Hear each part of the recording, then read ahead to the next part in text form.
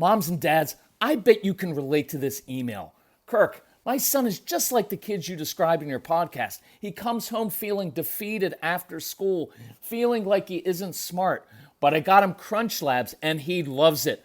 Building the new toy and watching Mark Rober makes him feel smart. And then he explains, talking a million miles a minute, like our kids do, all the cool science facts he's learned. It's like I get my real kid back when he's building his Crunch Labs toy. And that is exactly why I was so psyched when my niece first told me how her son loves Crunch Lab. Confession, this is the one sponsor I wanted more than any other because it's such a perfect fit for our kids. So go to crunchlabs.com/calm and you'll see why. Crunch Labs is a STEM monthly subscription build box for kids. Your kids get a really fun toy in the mail every month. And what kid doesn't love that? And then they put it together by watching a step-by-step video from former NASA engineer Mark Rober, where he teaches all the cool physics that make the toy work. Mark's passion is helping kids think like engineers. And this helps your kids develop resilience and problem-solving skills while having a ton of fun. Get your kids something they will actually love, use, and look forward to getting all throughout the coming year. Build your child's confidence now. Visit crunchlabs.com/calm and get your kids Crunch Labs today.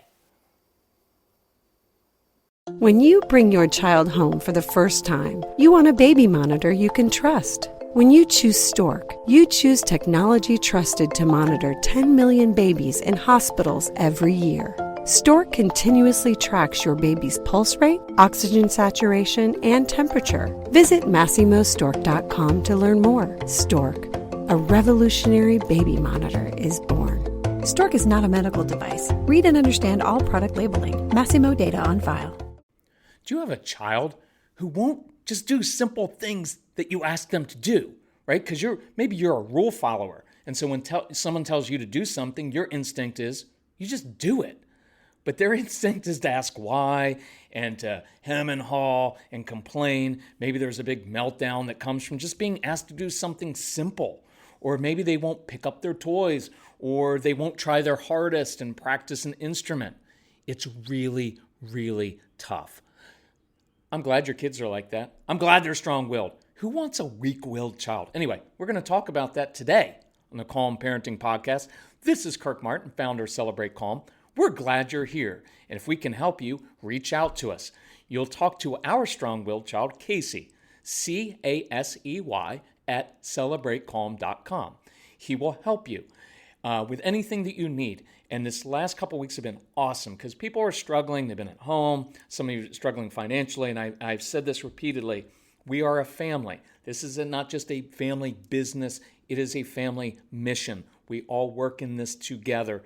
And what we always like to tell people is reach out to us. You're not reaching out to some faceless big corporation. You're reaching out to a family who has been through the struggles you've been through. And if you tell us about your family, we will help you. We will recommend the exact resources that you need, and we can do it within your budget. We are here to serve, so use the service. So here's what we're going to talk about today. I got this email from a mom, awesome mom, and she had said, this word kind of triggered me because she said, I'm just so puzzled by my child. And she said by my husband too. And so I read it and I emailed back and I said, do you give me permission to be brutally honest with you, to be straightforward, to take kind of a no BS approach? And she said, yes, because I want to change. And I was like, awesome. So I told her, I said, this word puzzled, to me, here's what I hear. It sounds like a little bit of a subtle judgment of your child in that the word, I'm just puzzled by his behavior. And what I really heard was, I don't get why he does it that way. It's not the right way. It's wrong. And he needs to do it my way. And I get that because if you are, say, a type A parent, like I am, right? You're like, man, I've got stuff to do. I want my child to be orderly and conscientious and get things done the way I've always done it, right? Because I'm driven. I've got my list of affirmations. I've got my written goals every day. I'm on it. And then you have a child who's not like that. That's going to be a problem. And the mom emailed back and she said, That's exactly what it is. And thank you for making it about me, right? Because look, there's no guilt, there's no blame, there's no judgment in any of this. It's not like, well, your child's difficult because you're such a horrible parent. It's not what I'm saying at all. What I'm saying is, I can't change other people. I cannot change the behavior of another human being, but I can change my behavior, my attitude, the way I view other people every single day. And that gives me a tremendous amount of power, because what we've learned in dealing with about 1 million of these kids is the quickest way to change your child's behavior is to first control your own. And in today's podcast, we're going to talk about this for toddlers, elementary school age, middle school, high school, all throughout. I'm going to give you some examples. So much of it is based on how you view your kids. Because watch, if you're a generally compliant rule follower by nature, you're going to struggle with your strong-willed child. Because if you view your child as like rebellious, defiant, pig-headed, unmotivated, nothing you say or do will work. It's all going to backfire, because your child's going to resist you and shut down. And you know what happens? You'll slowly grow apart and you'll resent each other. And here's the hard part. When someone asks you to do something, your first thought is, well, you just do it. But that's not what your strong-willed child thinks. His first thought is to question it. And you've heard him. Why? And you've heard that, and it drives you crazy because you never said that to your parents. My dad was career military. So right? And his response was, ours is not to question why, ours is but to do and die. From the charge of the Light Brigade. That was my dad's parenting philosophy. So it was a ton of fun growing up. Right? And so you didn't question, you just did what you were told to do immediately. And we grow up like that. Now we have a child who asks why. And your child is going to ask why. And it's not that he's always being defiant. Right? And you're going to be tempted to think he is. But if you don't get this, you're going to have endless power struggles with this child. And you will have created many of them. That's moms and dads, right? Because we're like, well, it's my way or the highway. I just need to tell him what to do and he should do it. Good. And you're never going to enjoy your relationship with your child, right? Because the reason he's asking why, and you don't have to like this, I'm not even saying it's right. It's because he needs context. Because strong-willed children are big picture strategic thinkers. Why do you think they argue so much? They're tinkering with your brain. They're strategic thinkers. That's why they're good at chess and checkers and building with Legos and arguing. It's the same part of the brain. You actually want this. It's a great quality for them to have because it will make them good thinkers in life. And that's what companies pay people to do. Be a good thinker, question things, find a different way to do it that makes me more money. Right? I'll pay for that. But it's hard, right? Because we want that quality. We just don't want it as parents, right? We just want you to be a little lemming and do what exactly I told you to do. Don't think. I don't want your creativity. I don't want you to actually think through things critically. I just want you to do what I told you to do and be quiet, right? Be seen and not heard. That was awesome. That was our parents' generation, right? They had it. They made it really easy for themselves, right? Be seen and not heard. Yep, that's the way it's supposed to be. Oh, that's an awesome quality. But guess who else we did that to? Women and just anybody else that was beneath us. So anyway, if you look back through history, that's kind of how it worked. By the way, generationally speaking, what happened in the 50s, when a lot of this came, a lot of us liked the 1950s parenting style because it was basically kids do whatever you want them to do, right? Because you had a generation of parents who had grown up through the Depression, had gone off to fight in World War II. Those young men and women, but mainly young men, came back from the theater of war having seen awful things when they were 18 and 19 and 20. So guess what they came back and wanted? Extreme order. Look at all the homes that were built in the 1950s. Our entire neighborhood was brick split-level homes. Every street name in our subdivision began with an S. All the men were the same thing. White shirt, skinny black tie, right? Dark suit.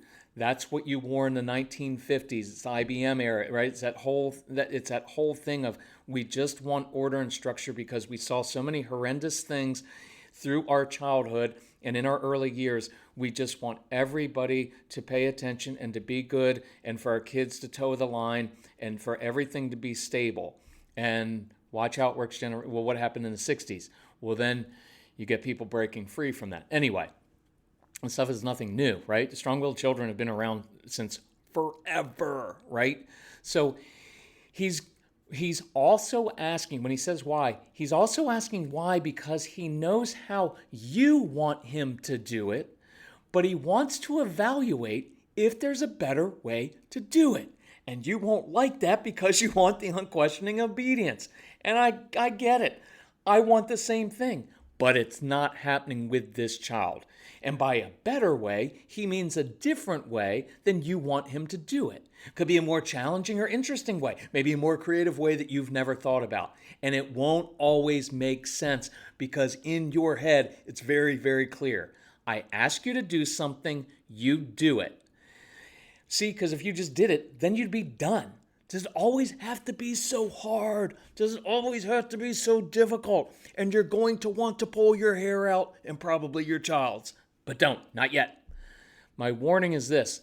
If you, your spouse, if the grandparents dig in and adopt this my way or the highway approach with this child, 3 things will happen, and I will bet you $10,000 on this. 1, you will have endless power struggles with this child. Endless. Number 2, your relationship will be strained and then finally broken. Number 3, your child will turn into an angry teenager and a young adult with nobody he can trust. So, dads, you've got to drop the rigid stance. It's what comes naturally to me as well. I tried it with 1,500 kids in my home, with our own child. It doesn't work. It alienates them. I will tell you how to be tough with these kids. And I promise if you listen to the CD programs, right, if you get that, we've got the Calm Parenting Package, 60% off right now. If you need additional help, email us. We'll help you with that. I can show you exactly what to do with the strong-willed kids, okay, so they don't walk all over you. But I want you to know most of the time your child is not being intentionally defiant, difficult, or lazy because he doesn't do things the way that you want. And you've got to work on these assumptions or they're going to destroy your relationship. And before I get into the things for each of the age groups, I just want you to please write this down or remember this. At some point, I want you to look at that child, and it's more about you saying inside of, I respect the fact that you're different than me. I respect the fact that you do things in a different way than I do them. See, because once you view your child differently, you can begin to enjoy that child. So let me give you a couple ideas, right? Let's say you got the preschooler, and this comes from the No BS program. I created the No BS program because I've done this for a long time. I know these kids, and I kind of did it for dads in a way because I know as a dad, my wife would be the one who read all the parenting books, and she'd say, oh, this is really good. It's Ross Green. It's the explosive child. Read it. And I'd read the table of contents, and I'd be like, okay, got it.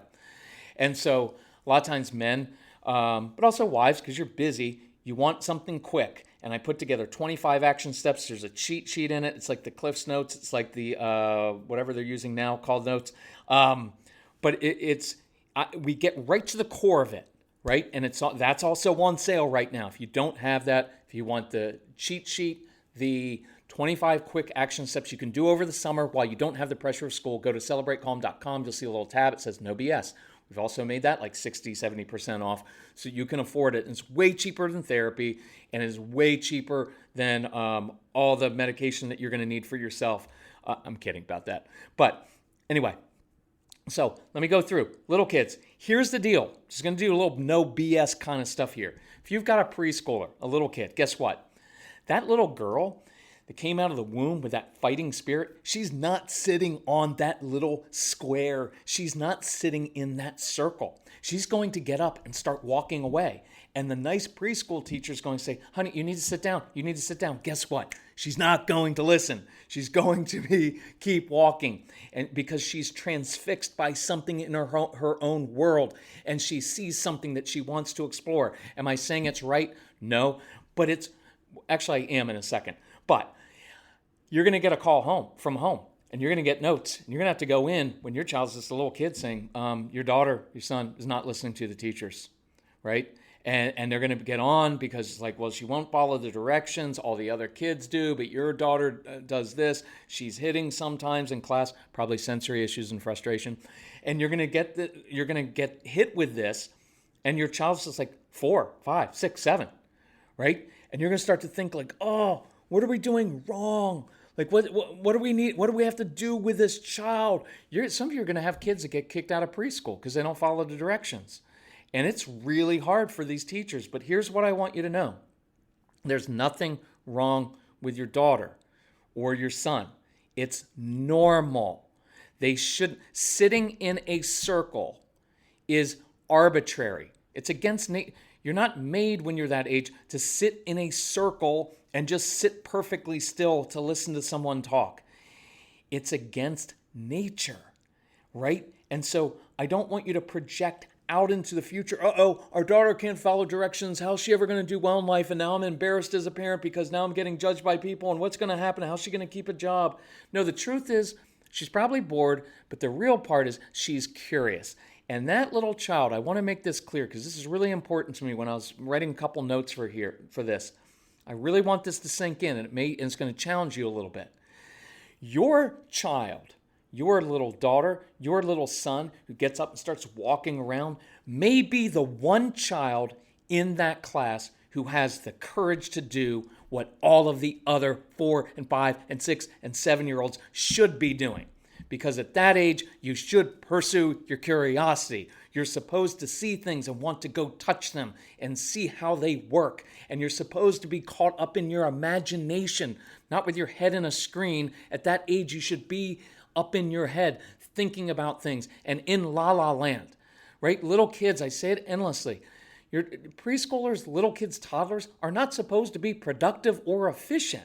Where do we get that in our heads that like a little kid is supposed to be like a little army soldier and you should be able to walk them around? It's because some of you have friends who have compliant kids and that's what they do, right? And so you look at your child and you're like, something's wrong with our child. No, there isn't. There's something wrong with society. There's something wrong with the expectations. It is not disobedience for a little kid to be curious. And watch how this works. We will give that little kid consequences. Well, we're going to take away playtime. And we're going to take away her toys. And just think about it, because I want to challenge you. The reason I'm tough on you is that there's no guilt, there's no blame. I want us to think differently, because if you don't think differently about your child, you won't respond differently, you won't raise them in a different way, and what will happen is you'll have endless power struggles, strained relationship, and an angry teenager at some point. So, we're giving, in a sense, what we're doing is saying, I'm giving you a consequence for being curious and exploring. I'm giving you a consequence for doing what is in your nature to do and what you should be doing. See, we praise all the other kids, and it's awesome. I like easy, compliant kids. They're easy to be with. It's awesome. But why don't we ever look at those little kids and say, why are they sitting perfectly still? What is wrong with them that they're not more curious, that they don't have the courage sometimes to stand up and be different from everybody else? See, if you can step out of your own anxiety, and that's why we talk about controlling ourselves. If you can step out of your own anxiety and your own embarrassment and everything that's hitting you about, this child, what's happening? And you look at your child clearly, you can say, I've got a courageous child. I've got a child. I wish I was more like my child. Because guess what? Your one child who's standing out there, guess what? She's doing stuff that none of the other kids are. Does that make sense? I'm not talking about throwing things. And even if they throw things, it's a frustration thing. And I can help you with that. That's not a big deal to me. Okay, we can fix that. But I'm not talking about just a child who's running all over the place and running rampant. I'm talking about a child who's just doing basic stuff of following their curiosity. But I want you to know, your strong-willed kids probably aren't sitting in circle time. And that's okay, because guess what? After you're 5, you never have to sit still in a circle. Nobody at your office next week is going to say, listen, Frank, Elizabeth, meet me at 3 o'clock in the conference room. We're going to have circle time. Like, we don't do that as adults. And I'm not raising a child. I'm raising an adult, right? I'm raising a child to be a responsible adult and to be successful. And I want them to push sometimes. I want them to do that. By the way, just for that child in the classroom, it's not, I don't tell the teacher, well, too bad, she's just following her curiosity. Just let her do whatever she wants. Not at all. But instead of thinking that she's a defiant, disobedient child who doesn't follow directions, instead what clicks in my brain, I've got a really bright one here. This is a bright kid and she's got a great imagination. So I'm going to use that to my advantage and I'm going to stimulate her little brain. I'm going to give her challenges. I'm going to give her jobs to do. I'm going to focus that little brain. And instead of giving her what not to do, Elizabeth, stop doing that. Elizabeth, sit down. Do not walk away. Do not. I'm going to give her things to do. I'm going to give her jobs that are above her pay grade because these kids love doing adult type things. So I don't care if she's 4. I'm going to give her something to do that maybe an 8 or 9-year-old would do because that will focus her brain. It will make her feel confident because she just did something really well, right? And I'm going to make things harder. We were just working with a parent, child who is in first grade, I think, doing single-digit addition. Well, she's bored. What happens when a kid gets bored? They get up, start walking around the class. Of course, now they're going to get in trouble for it. But what if instead we said, she's bored, so mom's going to bring in worksheets that have double-digit and triple-digit addition on it so the teacher can go and say, hey, you're really smart. You're ahead of the other kids. Bet you can't do this double-digit addition while I'm teaching all the stupid kids. Kidding. All the other kids how to do single-digit. See, you just change how you view the child and what they're doing. And this isn't about letting them get away with things. I don't let kids get away with things, right? It's not the focus here, right? We're so rigid, and we have these boxes that we're putting these kids in, and there's no way that they can be successful in there. But if you create successes for that child, then they can do it differently, right? It's cool. By the way, little kids, here's the no BS thing. Most of your little kids are not going to pick up their toys. They're just not. And you're going to rightfully say, well, if you don't learn to pick up your toys, how are you going to be responsible in life? You can't project out into the future. It doesn't work that way. They're not going to do it. But you know what's weird about these kids? And you're going to have to wrestle with this with your spouse because you're going to fight over this. Well, he doesn't pick them up. And we have it in like our discipline program, teach you how to get your kids to pick up their toys. And we can be tough with them and we can do tough consequences. And I can give away their toys to Salvation Army or throw them away or burn them in the backyard. Fine with that. But for most of your kids, you know what's going to happen? They're not going to pick up their toys. But you know what they will do? They'll do something weird. They'll go out and shovel mulch. They'll pick weeds in the backyard. They'll cook dinner for you. But they won't do simple chores. And you're going to have to weigh that as a family and say, okay, so this one doesn't do these normal chores, but he'll cook meals, pull the weeds, and do an oil change in the car when he's 7. And then you're going to have to say like, okay, so that's fine because he likes doing that. Some of your kids like to vacuum. They like to clean. So don't be so rigid with the chores that you give them. All we want is we want you to be responsible and contribute to the family, to the household. How you do it, I don't care. That's a key part of learning about strong-willed kids is giving them ownership and not being so rigid and saying, here's what we want. We want you to be responsible, contribute to the family. How you do it, I'll give you some flexibility. If you want to do it in a weird, creative way and you want to pull the weeds and you want to do an oil change, fine with me because they may not like, and then you have other kids who love doing simple household chores, but they would hate pulling weeds. So create successes. As your kids get a little bit older, guess what's going to happen? They're impulsive. They've got sensory issues. They're in trouble a lot. They're in trouble at school all the time. Consequences will never work with those kids. You're going to find this summer on vacation. Some of them are overwhelmed, maybe a little bit socially awkward. And when they're around lots of family, they feel inherently different because they are different. And instead of getting all upset and going with consequences all the time, I don't mind consequences, except they don't work for these kids, is I give them tools to succeed. I create successes. And I put them in situations where they can succeed. And on vacation, I want to take the strong-willed kids on one-on-one walks. Let them eat a different meal. Who cares? My dad was a tough, I almost said a word, but he was a tough guy. But when I was a kid, I didn't like food. I just ate McDonald's plain hamburgers. So they had to stay in line while they made it special for me. And when we would go out to a Chinese restaurant for a meal, guess what? Little me would walk in with my little McDonald's bag, carrying my little plain hamburger because I didn't eat Chinese food because I was a pain. Right? And now I eat everything. Casey was the same way, and now he eats everything. He eats literally everything. And so chill with that a little bit, right? Go for on vacation, Some of your kids get up early, so have an aunt and uncle take them out. Go for a walk on the beach, the lake, wherever you're going on vacation this summer or wherever. Just get them go and do a one-on-one walk and do some one-on-one projects with them. Put them in a situations where they can succeed. And I just want to note, here's a no BS thing. Your kids are not going to try their hardest at sports. They're not going to practice. They're probably not going to practice their musical instruments. And we've been over this before on previous podcasts, how you get them to do these things. But they're not going to do it your way. They're not going to do it your way. Figure out how they're wired, right? Because when we get to middle and high school, what's going to happen is you're going to have kids who do the minimal work necessary just to get by, which is actually a really smart, bright thing to do. It's really smart, but it irritates you because you're going to project out and think, my teenager is just doing the minimal work necessary. If he would just apply himself, he would be capable of so much more. And now you're going to project into the future and think, how's he going to do well in college? How's he going to do well in real life? How's he going to keep a job? How's he going to get married? And you're going to lecture and lecture and lecture that child until he eventually shuts down, because you know what he knows? No matter how hard I work, it will never be good enough for my parents. They know that inherently. So we come back to this word of like, I'm puzzled by my child's behavior.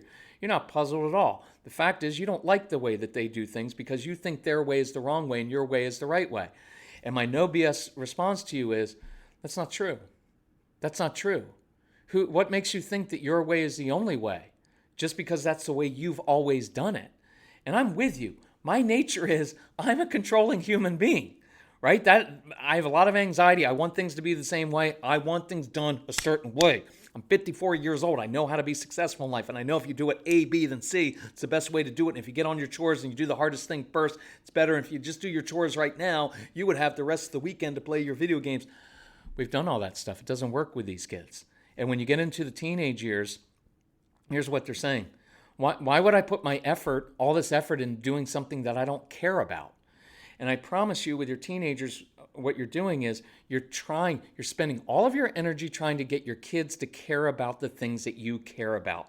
And they just don't care. And so you know what's going to happen? They're going to get very, very angry. They're going to shut down and they will not listen to you anymore. And this is a really hard thing, but you're going to have to find out, what do they care about? You have to find out, what do your kids care about? Because it's not about what you care about, right? And you're going to have to, and this isn't a no BS program, it's 25 actions. One of my favorite things to do because it's so practical, and you'll walk through it, and men can do this very, very easily. I made it as concise and hard-hitting as possible to say, don't worry about these things. They're not a big deal. They're going to irritate you. Don't worry about it. But you should worry about these things, the right things. And the three things I'll end with are these. I want you to accept your child on a deep, deep level. You've got to accept these kids as they are. I'm just emailing with a nice mom from India. And she's like, well, I've got this child, and she's out on her own now, but she's not thoughtful like we are. And so we email a little bit. Well, as it turns out, this daughter has paid for flights and luggage and some expensive stuff for her mother. But the mom misses all that. You know why? Because she's not thoughtful in the same ways as the mom is. And what I had to say is, you need to accept your daughter as she is. She's not like you. She doesn't show her thoughtfulness the same way that you do, and that's okay. And I promise what will happen, look, I was talking to this mom, was if you don't learn to accept your daughter on a deep level, she's going to shut down and she won't talk to you anymore. Because why would I want to talk to someone who reminds me every time I talk to them that I'm not living up to your expectations and I'm not just like you? That's what's happening in your home with a lot of your kids, and they will shut down or resist you. So you have to accept them on a deep level. You have to, too, release them from your expectations that they should be just like you. That is a very, very powerful, in many ways it is a very spiritual thing on a deep, deep level to actually release your child from the expectation that they should be like you or do things like you. And that's why at the first part of this podcast, I use that phrase that I want you to use. I respect the fact that you are different than me. I wish, another great phrase, I wish I was more like you. And I release you to be the person you're made to be, not the person I want you to be or I need you to be. And then the third thing is motivating your kids. You're going to have to find out and discover what they care about and what motivates them. Because I promise you, if you do that, because you've seen this before, if your kids care about something, they will work their butts off. They'll find new ways to make it work. They will push through. When they are motivated and care about something, they have every quality inside of them to be successful because they're goal-oriented, they're driven, they're persistent, and they will get it done. But if they don't care about it, there's nothing you can do externally to motivate them. So you're going to have to find out internally what motivates them.